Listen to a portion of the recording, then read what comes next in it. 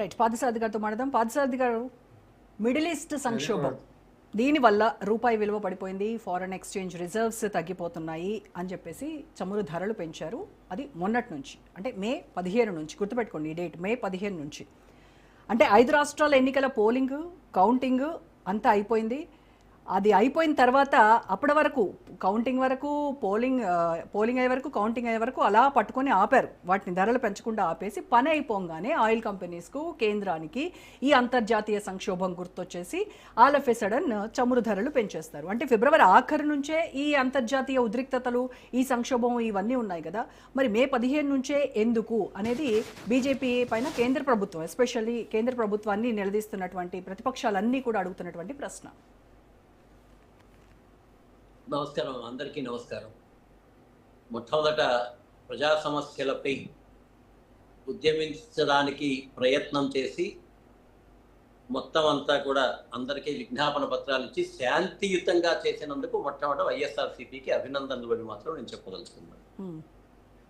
ప్రతిపక్షం అనేది ప్రజా సమస్యల్ని ఖచ్చితంగా బయటికి తీయాల్సిందే, దాంట్లో ఏమాత్రం కూడా అనుమానం లేదు. చేయకపోతే అది ప్రతిపక్షమే కాదు, కేవలం స్వార్థపక్షం అవుతుంది. ఇంతవరకు వాళ్ళు 11 సీట్లే మాకున్నాయని అసెంబ్లీకి రాకుండా ఏమాత్రం కూడా ప్రజా సమస్యల గురించి పట్టించుకోకుండా 2.5 సంవత్సరాల పాటు కాలం గడిపేశారు. కనీసం ఇప్పుడైనా ప్రజా సమస్య అది ఏదైనా కానివ్వండి, మంచా చెడ్డ, ఇది డిఫరెంట్ సమస్య మీద ఒక ఉద్యమం లాగా చేశారు. వాళ్ళు సంతోషం, వాళ్ళు చెప్పాల్సినటువంటి చెప్తున్నారు, ప్రభుత్వం ఏం చెప్పాలనేటువంటిది కూడా చెప్పారు. ఒకసారి లాల్ బహదూర్ శాస్త్రి గారు పాకిస్తాన్ మీద యుద్ధం జరిగినప్పుడు, చైనా వార్ వచ్చినప్పుడు ఆహార పదార్థాల యొక్క కొరత ఉంది, ఒక పూట భోజనం మనం మానేసేయాల్సిన అవసరం ఉంది అని చెప్పేస్తున్నారు. ప్రజలు ఆ రోజు ఒక పూట కాస్త దేశం యొక్క హితం కోసం అవసరమైతే 2 పూటలు కూడా మానేస్తామని ప్రత్యక్షంగా మానేసి ఆ రోజు దేశం యొక్క ఆర్థిక స్థితికి నిలబడినటువంటి యొక్క భారతదేశంలో కరెక్ట్ ఈ రోజు ఉన్నటువంటి యొక్క ప్రజల్ని ఏ విధంగా తయారు చేస్తున్నారంటే, ప్రపంచవ్యాప్తంగా యుద్ధ మేఘాలు వచ్చి హార్మోన్ జలసంధి దాకా కొన్నాళ్ల పాటు ఇరాన్, కొన్నాళ్ల పాటు అమెరికా అక్కడి నుంచి ఇంధనాన్ని రాకుండా చేస్తూ ఉండేటువంటి పరిస్థితిలో, విధి లేనటువంటి పరిస్థితిలో, అంటే మీరు మే 15 అనేటువంటిది కూడా నేను చెప్తున్నానమ్మా. మేము ఆ రోజుల్లో అనుకున్నప్పుడు స్పష్టంగా ప్రకటించాను, త్వరలోనే ఈ సమస్య పరిష్కరించబడుతుంది కాబట్టి వీళ్ళు ప్రతిపక్షాలు చేసేటువంటి దానికోసం మీరు ఎప్పుడు కూడా ఉద్వేగపడకండి. ఇప్పటికి 78 రోజుల యొక్క నిల్వ ఉంది కాబట్టి మధ్య మధ్యలో వస్తున్నాయి, అంటే పూర్తిగా రాలేదని కాదు, ఏదో విధంగా తీసుకొని రావడానికి ప్రయత్నం చేస్తున్నారు, వేరే దేశాల నుంచి తీసుకురావడానికి ప్రయత్నం చేస్తున్నారు, ఇట్లా రకరకాలుగా ప్రయత్నం చేస్తున్నాం కాబట్టి 78 రోజులు నిల్వ ఉంది. మిగతా దేశాల్లో అది లేదు. అందుకే పాకిస్తాన్లో దాదాపు డబల్గా రేట్లు పెంచేటువంటి జరిగింది. ఇంకా అనేక దేశాలు అందరికీ ప్రజలకందరికీ కూడా తెలుసు, మనం చెప్పుకోవాల్సిన అనేక దేశాల్లో కూడా పెంచారు. మనం పెంచాల్సిన అవసరం లేదు, ఎందుకంటే వీఆర్ హ్యావింగ్ 78 days ఆ రోజుకి నిల్వ ఉండేటువంటి పరిస్థితి. ఈ నిల్వను కూడా ఎప్పుడు తయారు చేశారు? భారతీయ జనతా పార్టీ వాజ్పేయి గారి హయాంలో మరియు నరేంద్ర మోడీ గారి హయాంలో మాత్రమే ఈ నిల్వలను పెంచేటువంటి యొక్క మొత్తం వ్యవస్థను ఏర్పాటు చేశారు. దానికి ఈ రోజు ప్రజలందరూ కూడా ధన్యవాదాలు చెప్పాలి. అది వైఎస్ఆర్సీపీ గాని ఎవరైనా కూడా ముందు జాగ్రత్తగా భారతీయ జనతా పార్టీ తీసుకున్న నిర్ణయాలను హర్షించాలి మొట్టమొదట. రెండవది, దాదాపుగా 40 రోజుల వరకు, అంటే ఎవరైనా కానీ యుద్ధం కంటిన్యూస్ అవుతుంది అని చెప్పేసి అనుకోము కదా.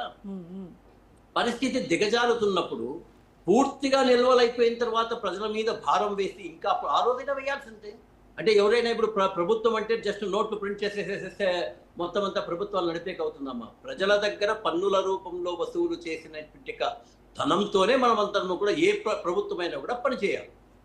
కాబట్టి ఒక ముందు జాగ్రత్త చర్యగా ఉండేటువంటి రోజు నరేంద్ర మోడీ గారు హైదరాబాద్లో కానీ వివిధ సభల్లో కానీ ఏ విధంగా మనం పొదుపు చేసుకోవాలి, ఏ విధంగా రాబోయేటువంటి భద్రతను మనము భవిష్యత్తులో ఉన్నటువంటి ఇబ్బందిని తొలగించుకోవాలని చెప్తే దాని మీద అనేక రకాలైనటువంటి దుష్ప్రచారాలు, నిజంగా నరకానికి పోతారమ్మా వాళ్ళందరూ కూడా. నా దృష్టిలో తెలియకుండా అనేటువంటి వాడిని నేను చెప్పను, అది అమాయకుడు, అజ్ఞాని అవుతాడు. తెలిసి కూడా, ప్రపంచంలో జరిగే పరిస్థితి తెలిసి కూడా, సంక్షోభానికి కారణం ఎవరో తెలుసు కూడా, ఏం నరేంద్ర మోడీ గారు సృష్టించిన సంక్షోభమా ఇది? భారతీయ జనతా పార్టీ సృష్టించే సంక్షోభమా ఇది?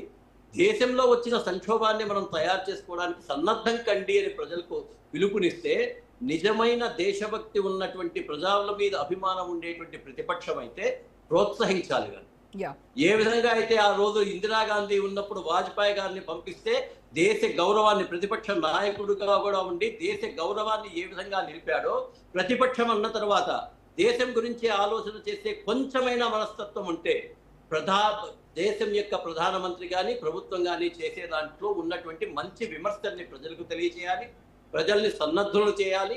అప్పుడే ఇది బాగుపడుతుంది. అలా కాకుండా కేవలం విమర్శలకు మాత్రమే ఉంటే ప్రజలు అర్థం చేసుకుంటారు ఏం జరగాల్సింది అది జరుగుతుంది. దీన్ని ఎవరూ మార్చలేము. ఈ రోజు డిబేట్ లో కానీ ఇంకోటి కానీ మనమేం మార్చలేము.